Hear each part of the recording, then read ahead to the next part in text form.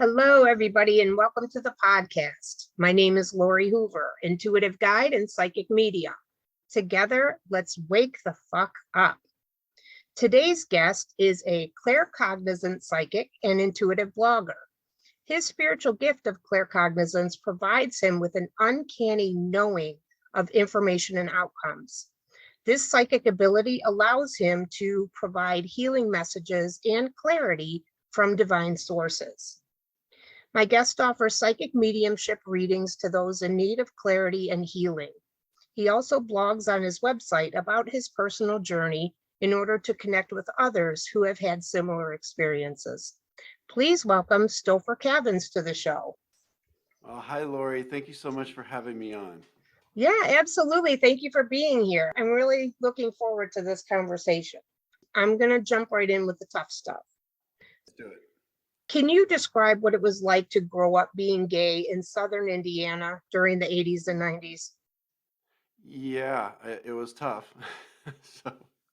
Growing up in a Catholic family that was, I guess, very traditional, very, very macho. The men in the family were very macho, hunters, fishermen, which really wasn't my thing.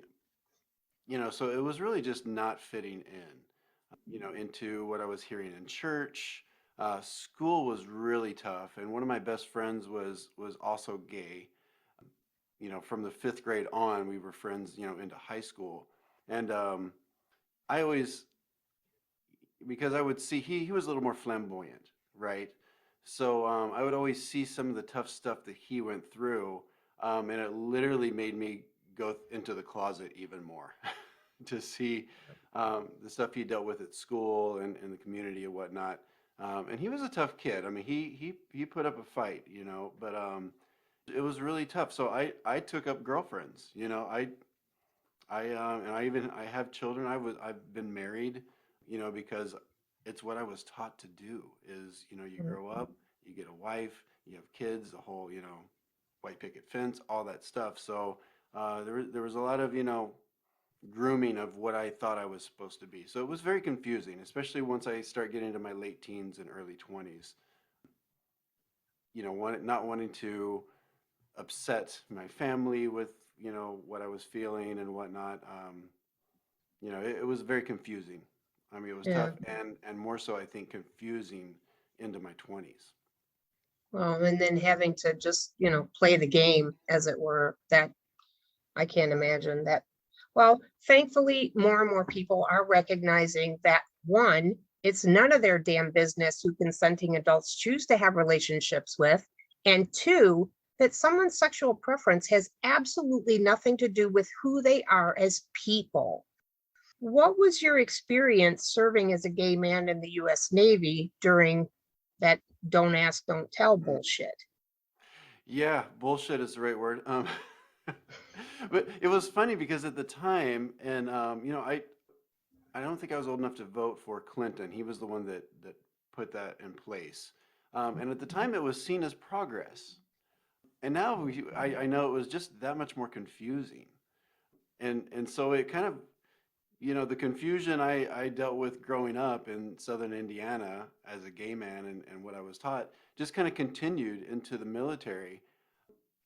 And much more of that, the male bravado, and you're supposed to act a certain way, and you're supposed to do certain things.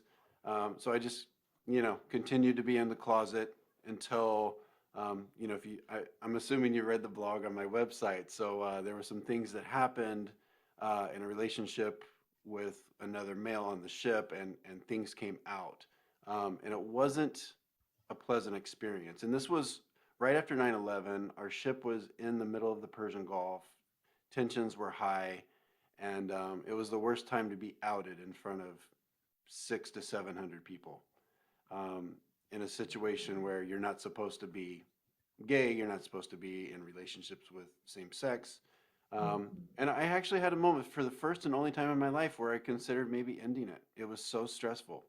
Wow. It was such a horrible situation. I just wanted it to stop. Yeah. The reason why I started this podcast in the first place is because it's that type of behavior The way that people are to other people, they need to wake the fuck up to the fact that we really are all connected. We're all in this together. The commonality that we share is that we're human, Right. and just, yeah, they need to just let their friggin' nose out and live their own life and let other people live theirs as well. I do want to say though, in all fairness to some people, when these situations come up, or when they've come up for me, where my truth comes out, I'm always surprised in two ways. The people that aren't supportive, maybe people that are very close to me that kind of go away, when they get this information. And then I'm always shocked by the people that I would never suspect to be in my corner or want to know more about it and understand it better. So I had a lot of that, and I'm thankful for those people as well. Said, hey, I had a conversation when I learned this. It shook me, and I had a conversation with my wife last night about it, and I'm here, and I want to know more. I want to know your truth. I want to know what really happened. And so I can think of like two or three people in my mind that did that, and I was shocked. And to this day, they're supportive. So, That's and amazing. kudos to people like that too, that maybe don't have their mind originally around it, which is understandable, but they make a choice to support it. Yeah. Well, the fact that they would take the time and the initiative, if you will, to actually ask you, have a conversation about it. I don't really understand your choice. Can you tell me about it? All right. So now I want to go into the other part of it. I want to go into your psychic stuff. So, like for me, although I didn't know it at the time that this was what it was, I've always been intuitive. The mediumship piece, however, not so much. That's actually only been since like 2015. How did you discover that you had intuitive abilities? Yeah, so I think this is an interesting story, and I'll eventually probably write about it as well. So I've always been like you. I've always been intuitive, even though I haven't always followed it. My intuition, of course. I can think back to many times where it's like, man, I should have known that was a bad situation. Um, and I've always been a bit of an empath. Like people's energy, like if they're too up or too down, like I get really out of sorts. It really affects me if I'm close to somebody that's very anxious or. So I've always had to kind of deal with that in my life. Um, but I didn't know my intuition on the level that I know it now. And what happened was in August of 2020, a very good friend of mine that I actually met after, as I was getting booted from the Navy in 2002, in New Jersey, because I was stationed in New Jersey. We've been friends for 18 years at that point. And he called me up and he said, hey, I want you to check something out. I made a Facebook business page for something that I'm going to be doing. And I want to see if what you think of it and if you can help me. Because my day job is that I'm a marketer, right? So he knew that I could maybe help him with this business. So I go to the page, he sends me the link, and he's a spirit medium, which I think we had had one conversation in 18 years about the fact that he can kind of see, people that have crossed over, communicate with spirit. And it was a very like unassuming conversation. It was like, okay, cool, that's interesting. So anyway, so he shares this with me, and I'm like, yeah, this is great. Let's do this. Let me build a website for you. Let me blog for you, do all these things. So in the process of helping him build the site and blog, so I figured if I'm going to be blogging about crystals and sage and meditation and all these things, I should, walk the walk. I should do these and kind of dig in. So that's what I did, picking his brain about his process and really just becoming interested. As I was doing this, I kind of caught, I don't know what it was, but spirit basically took a hold of me and took the opportunity to give me some messages and have my own spiritual awakening. A couple years ago, I didn't even know what an oracle card was. I knew what tarot was, but he opened my horizons to that. And so I just started picking it up and I was like, wow. And I started reading Friends for free and stuff like that. And it was just really working out well. And I realized that it was something that I could help people heal and kind of help people get clarity. And I love that because it's not something I was doing in my life. I wasn't really contributing. So it was a way for me to do that. And so from there, I just jumped in. I built my own site. I got my, everything on Google. I, did all my marketing stuff. And, you know, next thing I knew, I was in business. I may have put the cart before the horse a little bit, but I'm glad I did, because the more pressure that was on me, the more I had felt a responsibility to give a better reading, a better product, a better, just be more professional, and it's really helped me level up very quickly in what I'm doing. And with that in mind, now I've just recently begun a practice circle to increase that intuitive connection. But what have you done in the past, or what do you currently do to further develop those psychic abilities, other than what you just said about pushing yourself to do better with each one? So a couple things. So I think at first, because I didn't know what I was doing, so I definitely tried, and I set these intentions in my meditations and whatnot to bring people into my life that were in the same place, with their spirituality and practitioners in either like Reiki or, psychics or whatever. And it's amazing that that happened almost like overnight. In a very serendipitous way, people were brought into my life, and so now I have a very good network. And then I sought out like as a beginner, not really having a base of like practice, I sought out like a beginner's practice circle, and I did that with a medium that's located here in LA, and so I've done like two or three of her circles, and then of course I graduated to the intermediate, um, and then continuing to kind of read friends and family, or random people that I'm connected with on Instagram or something like that. Uh, and then also now I run my own practice circle as well. So every Wednesday night, I have usually 12 to 16 people, and we're on Zoom, and we do it for about an hour and a half. Sweet. That's Yeah. awesome. So some of my family was shocked when I first came out, if you will, as being a psychic, while others, even still to this day, think it's a bunch of BS. Yeah, of course. How did your friends and family react to the revelation that you're a psychic medium? It was a mixed bag, and it's interesting. I've had to come out twice now in my life. So at least I had some experience with the first time. But as far as like my immediate family, it's kind of cool because my auntie, she passed away in 2014, and she was about the age I am now. She was in her early to mid 40s, and she was a tarot reader. And so she was like the intuitive, and she was always kind of the eclectic, kind of the eccentric one in the family. I think now, she's gone, and she's actually with me all the time in spirit. But now I get to be the black sheep, or the kind of weird one, which I embrace completely. Like with my mother, she's supportive, but it's not something we talk about. It's not really her bag, so to speak. But I think everybody's pretty supportive. I think my brothers kind of give me a side eye when it comes up in conversation. My daughter is extremely supportive. She loves it. Yeah, and so I'd say, and I just surround myself with people that are supportive. And if they're not, I let them step back. But it's been a good experience. It's funny, my husband, who is, he comes from a very traditional Mexican family, and they're a little shy about stuff like this, because I feel like they think that it kind of opens up maybe something to like bad energy. So he's a little weird about it, but he's so supportive, and he loves that I've found something that is a passion of mine. So even though it's not something he understands well, he's so supportive of it, and I'm super appreciative. Yeah, I bet. It is interesting and different, and I have, mm, I think I'm up to like 110 different Oracle decks. Which is That crazy. happens.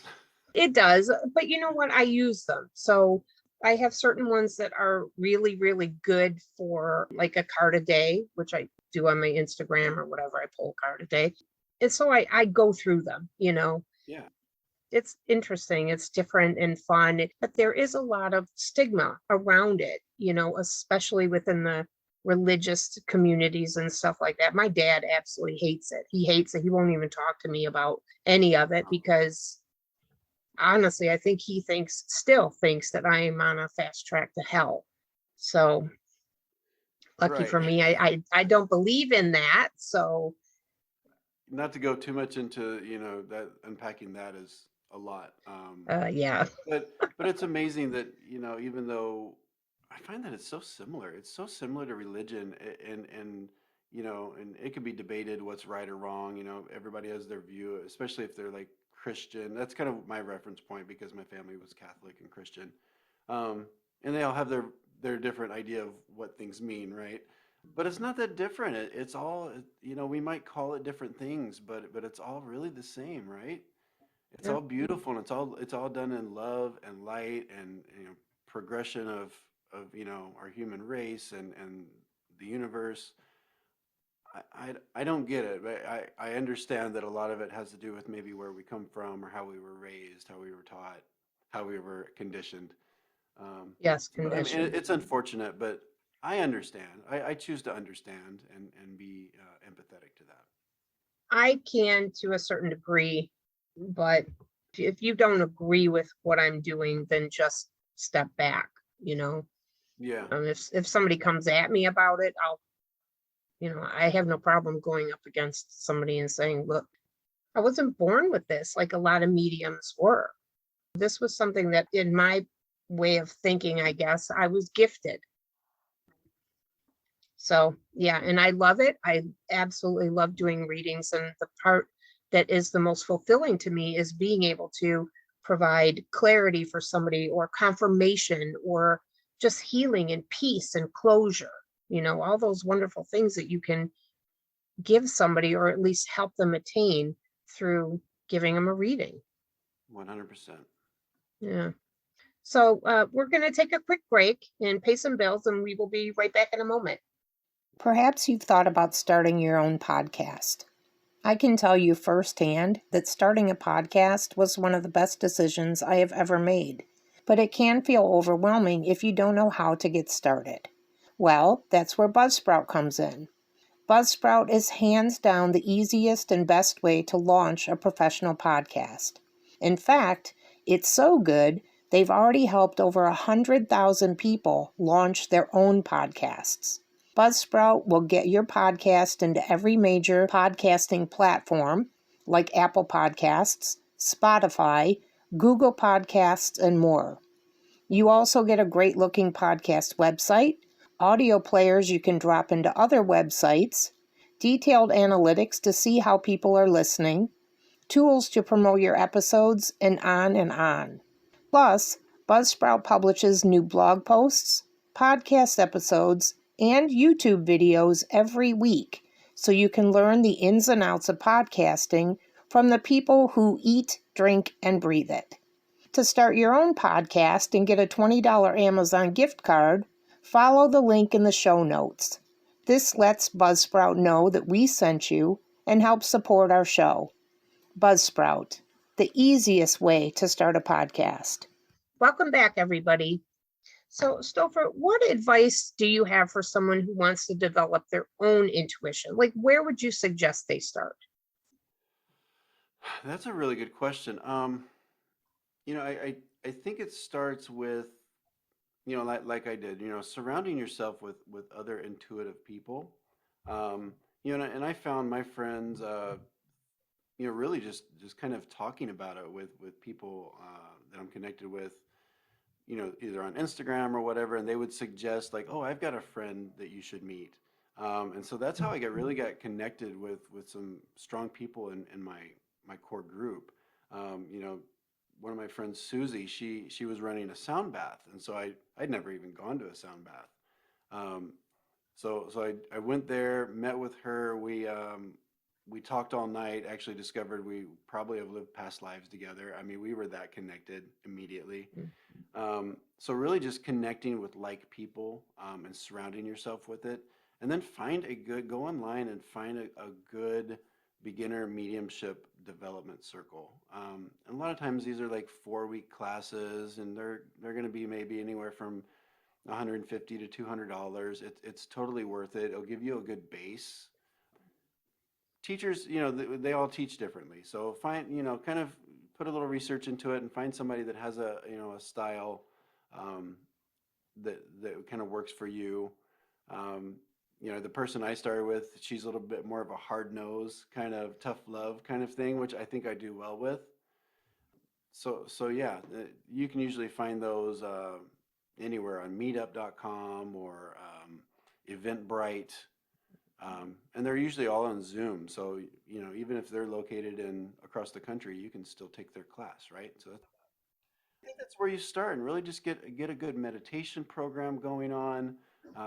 Just quiet your own mind. That was what was hard for me because I have such an active, egotistical mind naturally Mm. because of stuff I've gone through when I was younger.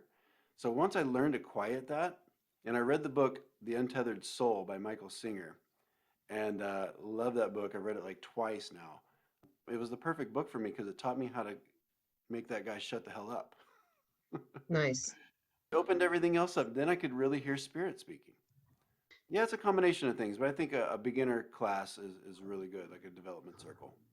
Yeah, and just FYI for the listeners, a lot of the things that are available through Meetup, at least where I'm at, a lot of them they'll offer for free.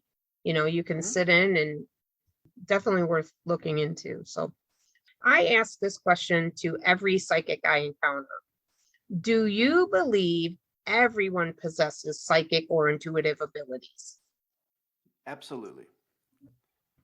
I think of what I do, as magical as it is, also see it more of just like very like biological and kind of sciency. So just as magical as our ability to see. I mean, that's pretty, when you really think about how we process information through sight, with our brains, is really amazing. And I look at intuition as just another one of our senses that helps us survive. It's there for a reason. And if we really listen to it and follow our gut, it protects us.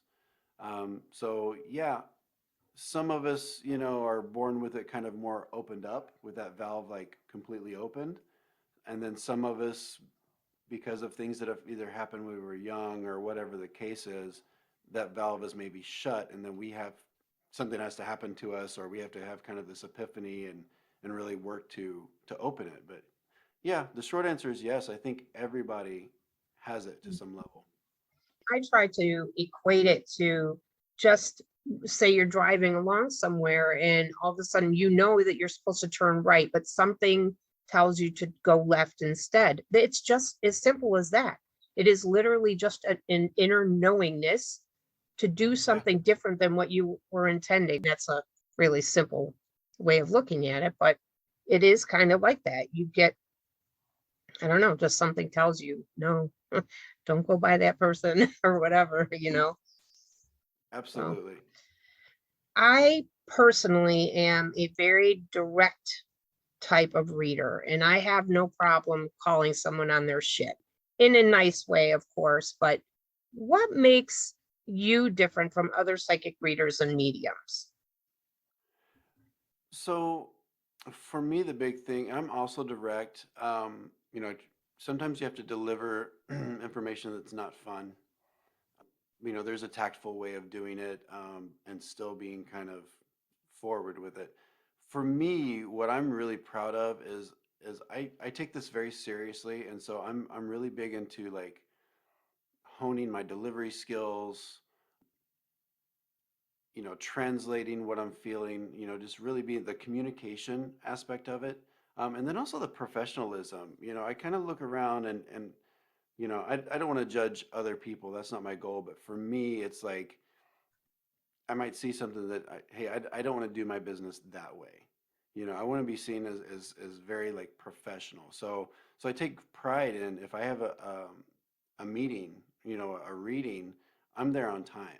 I'm there prepared. I'm zoned in. I'm attuned.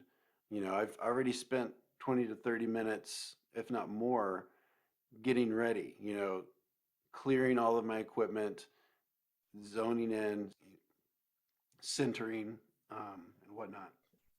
So that's the big thing for me is professionalism. Would you mind sharing who Like, who in your life influenced and supported you the most on your journey to this point in your life? Yeah, specifically the spiritual journey. Yeah. Okay. My start was with my friend from New Jersey. So he was a big part of like opening this up for me. Um, from there, I've had kind of, I've got a group of friends. My friend Tiara, she's a tarot reader, and she really gave me some great advice in the beginning about, valuing what I do because she saw that I was good at it. I'd given her a reading and I didn't expect any money for it. I was very early on and I didn't think that I had enough value to require someone to pay me for my time and my energy. So I gave her a reading and she said, "Okay, what's your Venmo? Let me give you some money." And I'm like, "No, no, no, no. We're not doing this." And then she basically demanded, and she says, "No, no, no. Listen, money is spiritual. You've got to do this. Don't ever feel bad. You've given me a piece of your soul, your energy." So when she explained it to me like that, I was like, "Okay, I guess it makes sense." So now, yeah, I rarely do a reading where there's not some kind of, give or take. Yeah. Money is energy like anything else, and it literally is just an energetic exchange when you do a reading. I'm going to jump off in two different places here because these kind of, well, I want to get back to the who supported you, but as somebody on this path, I've had a lot of people that also left my life. Has that happened to you along the way? And then I want to come back to the whole money piece of this because that's just huge. So I'd like to touch on that as well. Yeah, it's very, very funny that you mentioned that. It must be your intuition kicking in. I did have somebody, and so I mentioned my friend that I helped with his business. My friend from New Jersey, and I appreciate him so much, and I was very grateful that I was able to help him with his own situation. Um, but once I started taking on my own journey and kind of going, I don't know if he felt like maybe I was going into his lane. I really don't know what happened, but as I was progressing and developing, he did back off. So our friendship, I still consider him a friend, but we do not communicate anymore.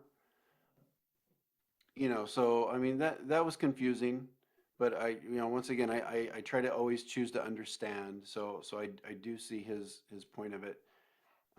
But yeah, I wish him all the best. But yeah, so that was unfortunate, and that kind of drove me to want to help other people and not kind of pass on that feeling of abandonment. So it's a big thing for me to help other people that are psychics and mediums to help start their business. And I do mentor other people. So yeah, so it's unfortunate that people leave our lives for so many different reasons, because it just makes them feel a certain way, and we can either choose to understand it or not. It's ironic though that the woman that actually, I don't even know how you want to call it, but I was at lunch with her and she's the reason I found out that I am a medium. And she told me that her guides had lined up essentially a row of spirits for me to talk to. And I said, I don't do that. And she's like, yes, you do. And I mean, so she literally introduced me to like how to do it, how to go about, clearing my mind and asking the questions and listening for the answers and all of that. And I mean, we talked like every day, sometimes for 4 hours. And I mean, it was just this crazy thing for a very long time. And then all of a sudden, she's just gone. Same exact thing. So now I want to jump back to the business aspect of this because I know so many people who are not just psychics and readers, but even like massage therapists and people who do Reiki, energy healing, things like that. There is such a, again, back to the stigma. like this is, if they don't think we're demons or something, then they think that, well, you should do it for free because this is some kind of a God-given whatever. The way that we're indoctrined into these certain beliefs, it makes it difficult for a lot of people to actually say, wait a minute, this is my time and my energy and an outpouring of my love, because everything I do, I try to do it from a heart-centered space. And so I know a lot of people, they really do struggle with getting to a place of saying, okay, no, I am worth charging to do this. What would you say to somebody that is still struggling with that? I say just know your value. And also, it was pretty early on that I understood that this this takes it takes a decent amount of energy, right?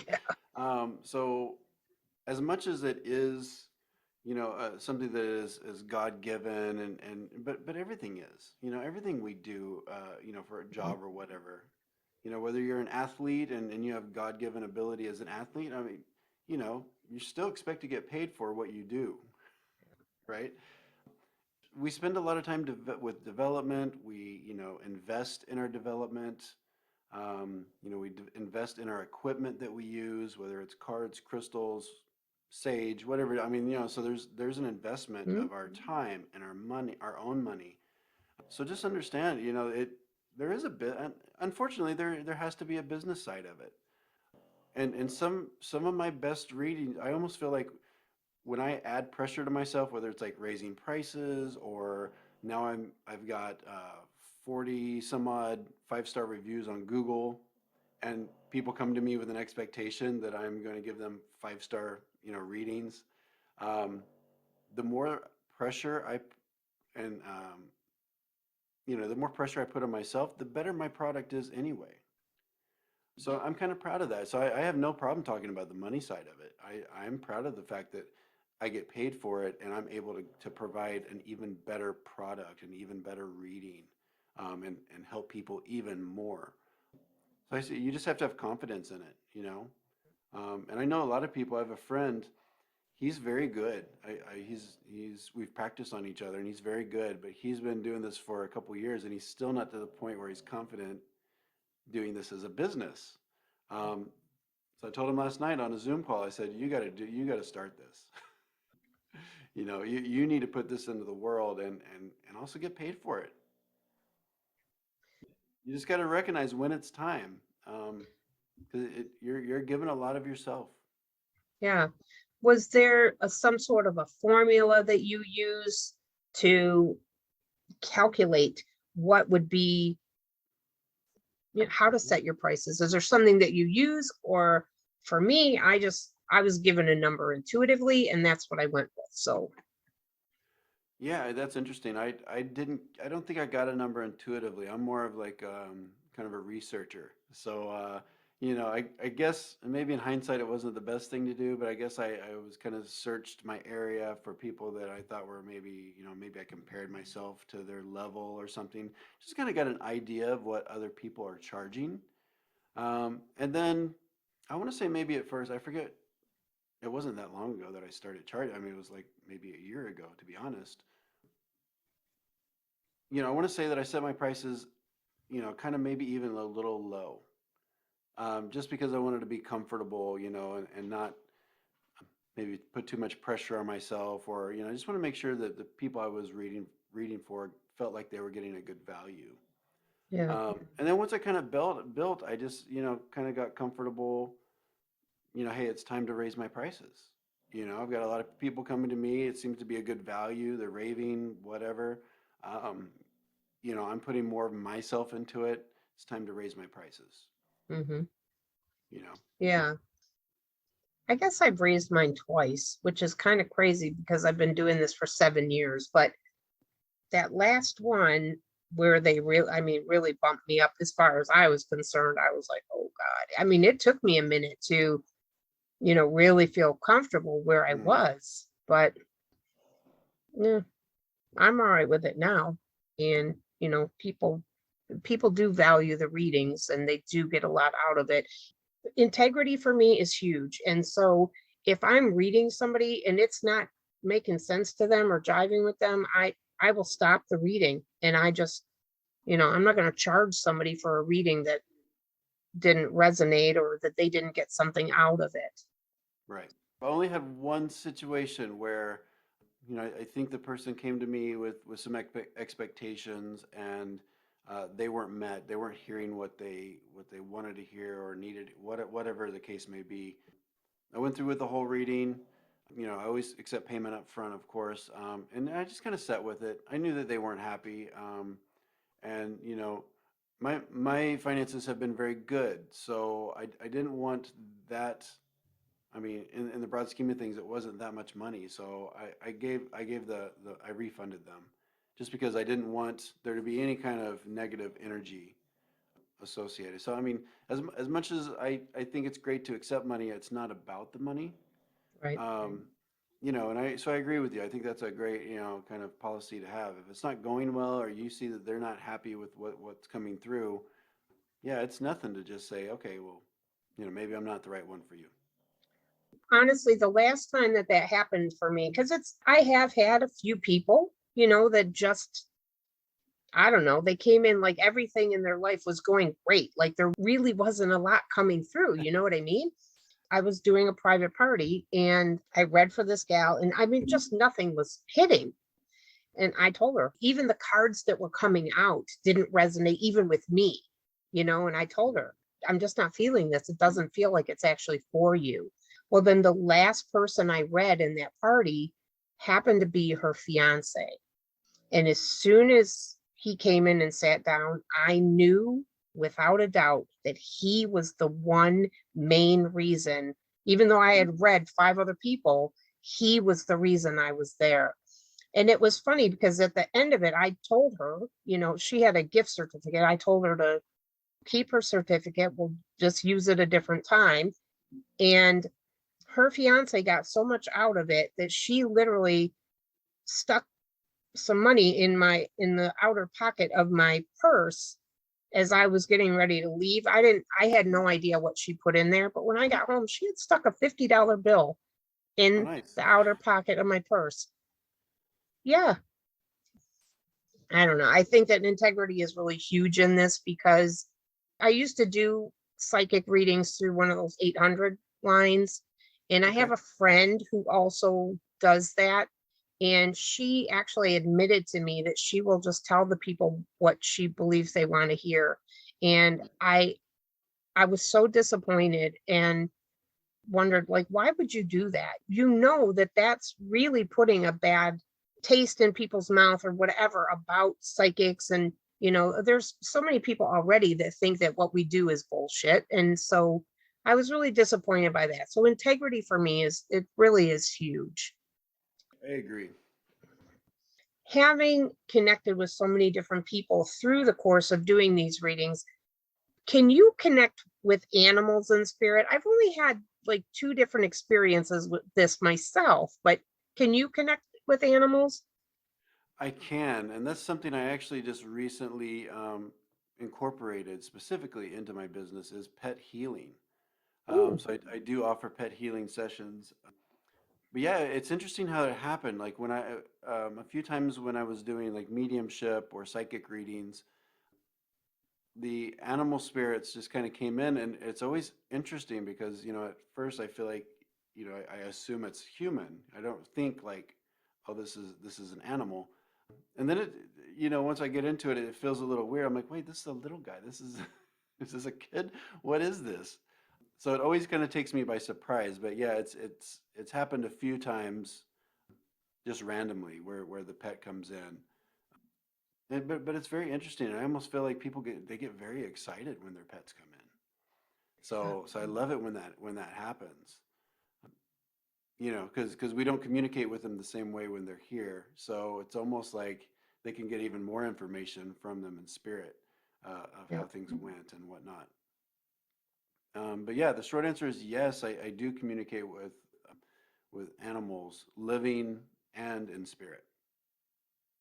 I think it's really helpful to be able to do that. And I have had the experiences that I've had have been both ways as well. So, Mhm. I just find it really interesting and just really helpful, especially if your pet is actually going through something, to be able to communicate that to the pet owner and say, hey, this is, this is going on. You might want to look into this, or whatever the case may be. I think it's fascinating. I love all of this. So It really is. And the last one I did, it was two dogs, and they were together, and they were actually all the way on the East Coast. I'm here in California, so it's just interesting to me that it could be done remotely. I mean, there's what 3,000 miles in between us, and I was able to spend some time with them energetically, get some information, and then pass it on to um, their owner later, and find out that she was actually displaced from them as well. And so all this came up, and it's just, I can do, you know, these readings until I'm, 80, 90 years old, and I will still be fascinated by yes, spirit and reading energy and communicating with animals. I mean, it's never going to become, I'm always in awe of it. Always. yeah, yep, I am too. And I can't think of anything that I'd rather do, to be perfectly honest with you. I mean, I'm loving doing the podcast thing. That's awesome. I'm loving these connections and everything that I'm making, but the Yeah. readings are still, that's a true love kind of thing, It really is, yeah. Yeah. And before every reading, I get a little anxious, I get a little nervous, and it's like a good thing. It's like, hey, I'm making myself uncomfortable, Yeah. and I like that because it's not something I rarely did, to be honest, is get out of my Yeah. comfort zone. So it's always like there's always a bit of a pressure and a bit of a responsibility, and I think that's how we should be. We should push ourselves. Yep. I agree. Now, based on your experiences and your current areas of expertise, what one thing would you recommend to someone to help them wake the fuck up? And this can be in any area. The whole gist of this podcast is literally to remind people of their connectedness, connection to themselves, to each other, to the planet, to the other sentient beings. What one thing would you recommend to someone? Yeah, I'm gonna just go with my own experience of what helped me wake the fuck up, and that was to get to that little ego and tell him to shut the fuck up. Let's stay on the branding here, right? Um, so that's kind of what it was for me because I dealt with a lot of trauma in my youth, and part of it was growing up gay in Indiana. Part of it was you know physical and sexual abuse. There was abandonment, lots of abandonment, and it's something that I always thought that I had healed and I had dealt with, and there was a certain amount of like therapy, which yes, that all happened, but as a result, my ego kicked in, and that voice in my head was louder and probably more active than anybody's, constantly telling me what things are, if they're good, they're bad, they're stupid. Oh, you don't want to do that. That's retarded. Oh, you don't want to be friends with her because she's silly. Whatever it is. My brain was constantly doing that and telling me what the world was. And it wasn't because I thought I was something special. It was really just protecting me from being hurt again, right? So it was a complete block. And it wasn't until I was, 41, 42 years old. It was just a few years ago that I had this epiphany that, and I read that book by Michael Singer, which is, really all about quieting that voice. So once I did that, then I could really hear and feel and accept love.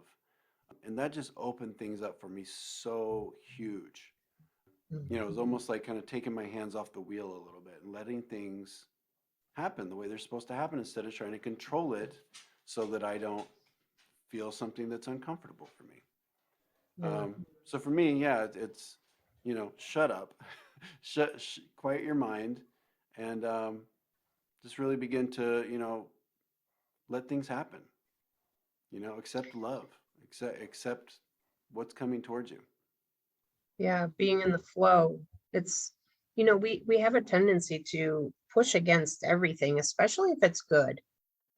you know, because we've Yeah. had these experiences like abandonment and just different traumas and whatever. So we do kind of have a tendency to put ourselves in that shell or bubble, and he's fine. You know, so yeah, that's really good advice. Thank you.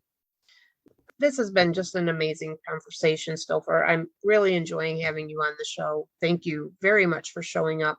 Now, I will have this information in the show notes, but for anyone who'd like to find out more about the work that you're doing or just work with you directly, how would they go about getting in touch with you? Yeah, and thank you for again for having me on. This was a blast. I'm glad we're connected now. Yeah, so my website is stophercavins.com. And then you can find me on Instagram. I'm pretty active on Instagram. It's Psychic Stopher is my Instagram handle. I believe that's the same one on Facebook as well, Psychic Stopher. Awesome. Is there anything you'd like to add before we wrap it up? Yeah, well, I hope anybody listening just finds something that we've talked about today and can be inspired and just really, step into your truth. Come out. The water's great. It's like come swim in the pool with us. It's been a great experience for me, and if anybody has any questions about starting the business, marketing, how to get started, reach out to me either on Instagram or through my website. That's part of my thing is I want to help people, and I do a lot of work with people for free. I also have every Wednesday night from 6 p.m. Pacific time to 7:30 p.m. I have a free practice circle. So anybody, you can find that on my website as well under the education tab. Hmm. So yeah, so I want to be a resource for people. So reach out if you have any questions. Well, that is really, really appreciated. Thank you. And as a matter of fact, I was going to ask you about that circle anyway, because we ended up switching our interview time because of your circle tonight. So Right, I I totally was, forgot. so that's okay though. Because definitely would like to check that out myself. I don't think you can have too many opportunities to practice, right? And Yeah, it's, for it's, sure. I mean, sometimes I have to pace myself because I want to jump into all of them, and then but I don't want to deplete my energy tank, so to speak. So, but yeah, a couple times a week I think is really good just to practice. And I come from a real estate background, and one of my brokers would always say to his sales agents is we don't practice on our clients. Okay. So mm, that's something I brought into this business is I don't practice on my clients. I make sure that I'm ready and I've already practiced on, another medium or somebody that's not paying me for my services. So that's a great way to do it. yeah, I love that. That's Yeah. fantastic. Well, thank you again, Stopher, for joining me. I really do appreciate you taking the time out today to do this with me. So, Yeah, likewise. Thank you so much, Lori. oh, of course. And thanks to everyone who tuned in today. As always, I'm grateful for your presence. I'll see you all back here next Sunday with another episode as we continue to wake the fuck up.